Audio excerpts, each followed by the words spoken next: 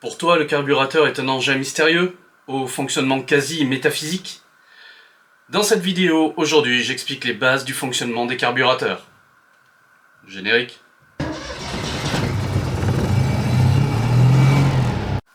Bonjour à tous et bienvenue dans une nouvelle vidéo de l'atelier Doshman. Aujourd'hui, on parle des carburateurs, les bases du fonctionnement des carburateurs. Alors tout de suite, on va mettre une chose au point. Si les Solex n'ont plus aucun secret pour toi, que tu réglais des Weber dans le berceau et que tu démontes et remontes un 32 NDX les yeux fermés, c'est pas une vidéo pour toi. Ici, c'est vraiment le carbu pour les nuls. On explique les bases vraiment de façon extrêmement simple. L'idée étant d'expliquer à des personnes qui ne savent pas comment fonctionne un carburateur, comment ça fonctionne tout simplement. De même, c'est pas dans cette vidéo que je vais vous expliquer comment le régler. Tout simplement parce que avant de commencer à toucher aux différentes vis de réglage, la première chose c'est d'abord de comprendre comment ça fonctionne. La vidéo sur le réglage, j'en ferai une un peu plus tard. Dans cette vidéo, on va répondre à 4 questions. À quoi sert un carburateur? Quel est le fonctionnement général? Les différents circuits? Et ça fait en fait que 3 questions, mais ce sera déjà pas mal. Allez, c'est parti! D'abord, à quoi sert un carburateur? Eh bien, un petit rappel sur le fonctionnement des moteurs à explosion, des moteurs à combustion interne, c'est-à-dire des moteurs essence notamment. Ben, c'est très simple, hein. Vous avez des pistons qui montent et qui descendent. Hein. Dans le cas des 2 chevaux, c'est en latéral, on est sur des flat twin, qui montent et qui descendent. Les pistons, lorsqu'ils montent, ils compriment un mélange fait d'air et d'essence. Ce mélange, au moment où il est comprimé, vous avez une étincelle faite par la bougie. Cette étincelle enflamme ce mélange qui explose. Cette explosion repousse le piston vers le point mort bas et ainsi de suite. C'est ce qui fait le mouvement de rotation au niveau du moteur et c'est ce qui fait que le moteur avance. Alors le rôle du carburateur là-dedans, eh bien le carburateur il va servir justement à créer ce mélange air-essence. Pour qu'il y ait une combustion, il vous faut 2 choses. Il vous faut un carburant, c'est l'essence. Il vous faut un comburant qui va permettre l'enflammement. Ce comburant, c'est l'oxygène. L'oxygène y est contenu dans l'air qui est absorbé par le carburateur. Ce mélange, en fait, il doit être extrêmement fin. On pourrait imaginer carrément verser de l'essence directement dedans. Ça arrive, hein, quand on a besoin de démarrer une voiture qui est un peu récalcitrante. On peut mettre quelques bouchons d'essence. Ça marche, mais c'est pas avec ça que vous aurez la meilleure combustion, du coup la meilleure puissance et aussi la consommation la plus optimale. L'idéal étant d'avoir des fines gouttelettes en suspension dans l'air. En fait, un carburateur, c'est un asperceur. Hein. En Lorraine, ils appellent ça un spritz. Voilà, ça fait ça, tout simplement. De façon beaucoup plus fine, bien entendu. Et tous les trous, les tubes, les gicleurs, les tubes d'émulsion, etc. qui sont dans le carburateur vont avoir pour but de rendre ce mélange air-essence le plus optimal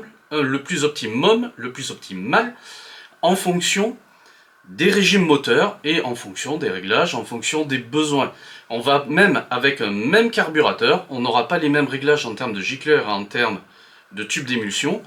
Pour une voiture qui est destinée à la piste, qui va donc prendre beaucoup de régimes, qui va devoir chercher la puissance maximum très haut, et une voiture qui va être plutôt routière, où il va falloir quand même ménager la puissance et le couple. Donc, ça sert à ça un carburateur. Le carburateur, il est là pour nourrir le moteur avec un mélange air-essence qui soit le plus optimal dans toutes les circonstances. Donc, quel est le fonctionnement général d'un carburateur? En fait, c'est assez simple. Ici, nous avons un petit carburateur, un 28 de 2 chevaux, hein, il a été monté sur la plupart des 2 chevaux produites entre 63 et 70, avec les 425. Vous avez ici une cuve qui contient l'essence. L'essence arrive par là, directement de la pompe. Vous avez ici le corps principal avec un tube dans lequel passe l'air. Tube qui est transparent, avec au bout du tube le papillon. Quand il est fermé, ça ne passe pas. Quand il est ouvert, ça passe au maximum. Tout simplement. Et comment ça fonctionne? En fait, l'essence passe de la cuve à l'intérieur et finit ici vers la pipe, tout simplement via un gicleur de fond de cuve qui est par là et qui va amener l'essence directement en bas de la buse. En bas de la buse, on a un effet Venturi, la buse étant un rétrécissement du conduit, l'air aspiré est accéléré, il tire l'essence, et là on commence à avoir un mélange air-essence qui arrive dans la pipe.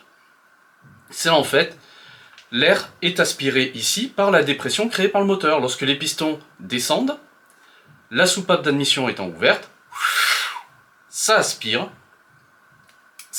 l'air ici, l'air qui rentre là, il aspire là, et il prend en charge l'essence via le gicleur de fond de cuve. Tout simplement. Un carburateur est composé de différents circuits. Pour un carburateur très classique comme ça, il y en a 4. Vous avez le circuit général, le circuit de progression, le circuit de ralenti, le circuit de starter. Avant ça, une petite pause, juste, si la vidéo te plaît, n'oublie pas de lâcher un pouce bleu, mettre un petit commentaire, et si c'est toujours pas fait, t'abonner en cliquant sur la petite touche orange. Ça aide la chaîne à être référencée et les vidéos à fonctionner. Donc notre système, le circuit général, c'est celui dont je viens de parler. C'est celui qui prend l'essence directement dans la cuve, via le gicleur de fond de cuve, et qui envoie l'essence dans le moteur. Il est commandé par l'ouverture du papillon. Plus le papillon est ouvert, plus l'air passe.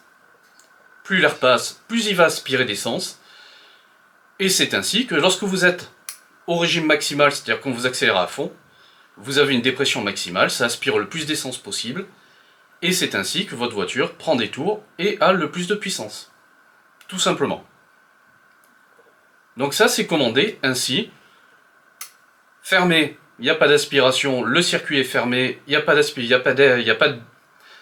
pas d'essence qui part via le gicleur de fond de cuve. Vous accélérez à fond, ça part via le gicleur de fond de cuve. Tout simplement. On continue sur les autres circuits. On a notre circuit de progression. À quoi est-ce qu'il sert celui-là? Très simple. Encore une fois, on a notre carburateur avec son papillon fermé. Au tout début, quand on commence à entrouvrir le papillon, on est vraiment sur un filet de gaz. Quand on accélère progressivement, également, eh bien, la dépression est suffisante pour tirer de l'air, mais pas encore assez pour arriver à tirer de l'essence au niveau du gicleur de fond de cuve. Et ça, c'est un gros problème, puisque vous allez vous retrouver d'un coup au début de votre accélération avec un mélange qui est trop pauvre et un moteur qui va s'étouffer, voire carrément caler. Du coup, on a un circuit de progression qui passe via ce qu'on appelle des bypass. Et ce circuit de progression, on le retrouve à l'intérieur du boisseau, ce sont via des tout petits trous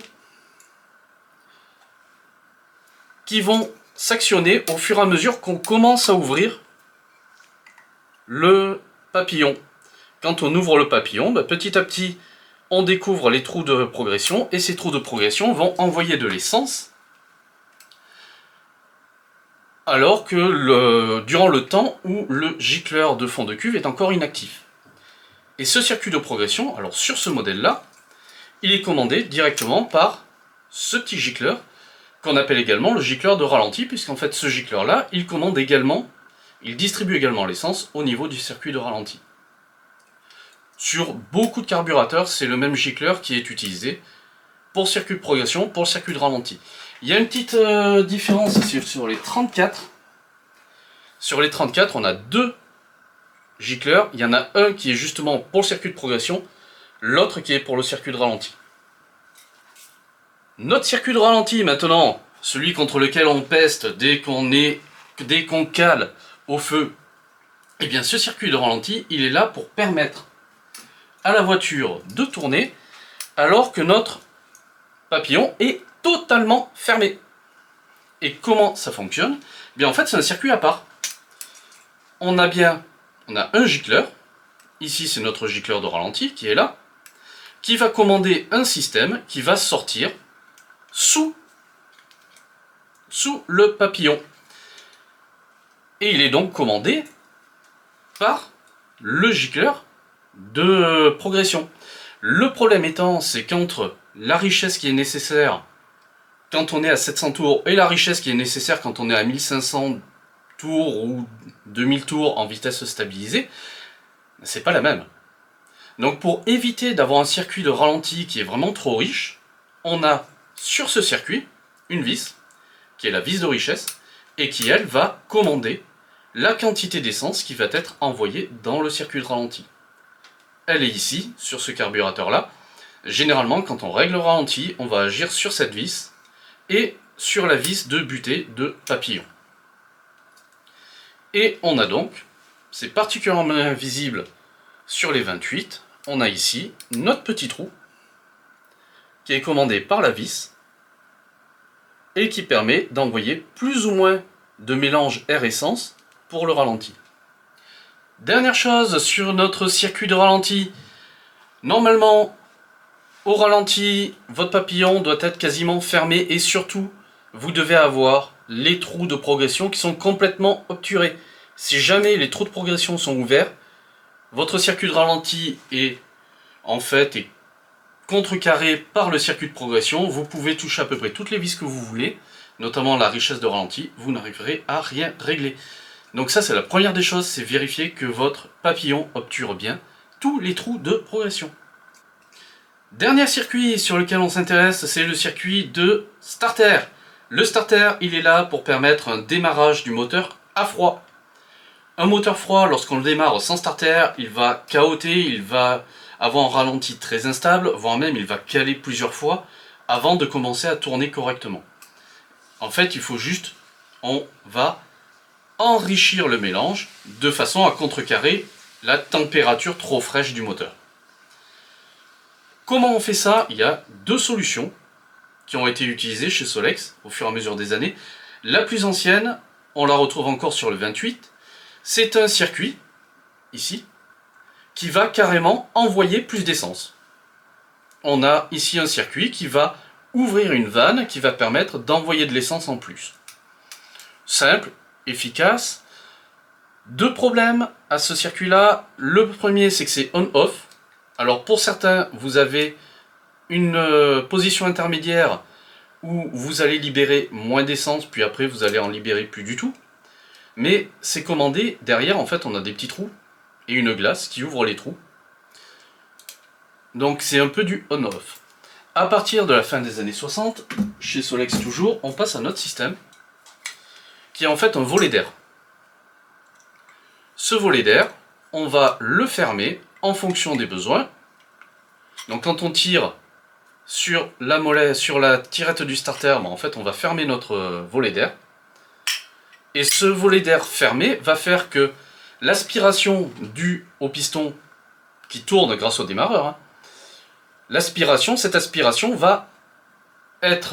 va pas arriver à tirer plus d'air, puisque notre volet est fermé, et elle va tirer, mécaniquement, elle va tirer plus d'essence.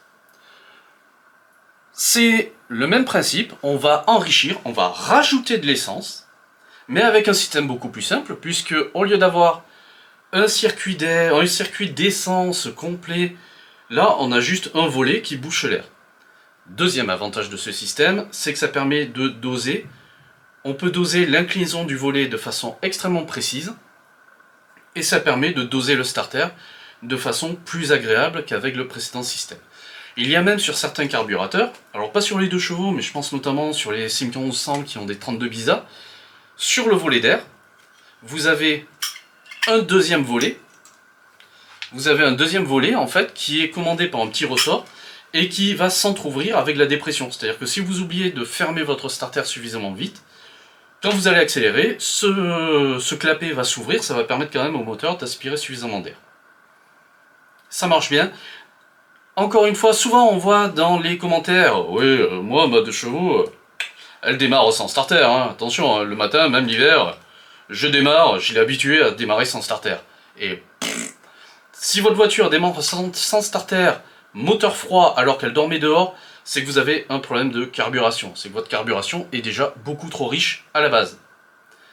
Il va falloir revoir ça. Normalement, un starter sur un moteur qui est bien réglé, avec un carburateur en bon état, il est nécessaire pour démarrer.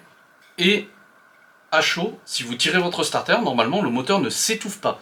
Si moteur chaud, vous tirez le starter, le moteur s'étouffe, c'est que vous avez vraiment un problème de carburation et que c'est à revoir. Cette vidéo finie, je vous remercie de l'avoir regardée jusqu'au bout.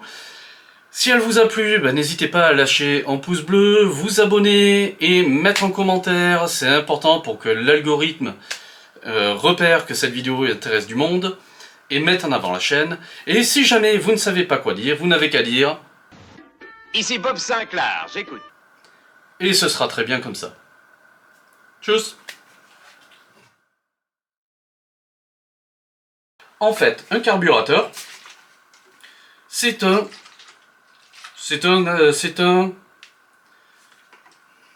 Comment s'appelle ce truc?